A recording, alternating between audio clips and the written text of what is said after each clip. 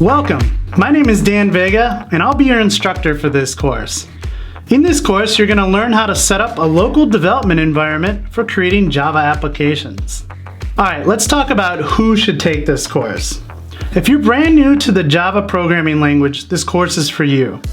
We aren't going to go deep into teaching you how to write Java programs. We're going to talk through setting up your local development environment and then teaching you a few concepts that might help you out in your journey. We're also going to discuss different tools, languages, and frameworks that you might hear as you start to enter the Java world. So what should you expect to get out of this course? Well, first off, you're going to be able to set up your own development environment for writing Java applications. We will actually show you how to create a new Java application from the command line. You'll write a Hello World application, you'll compile it, and then you'll run it.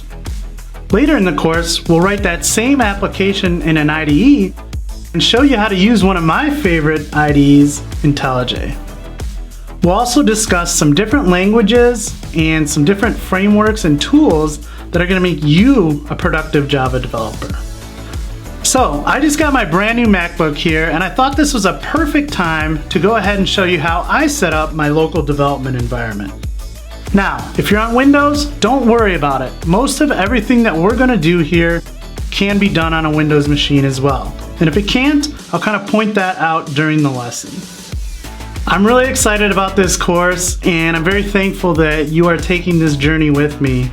So I hope you get a lot out of it, and if you have any questions, please do not hesitate to contact me. What are we waiting for? Let's jump on in.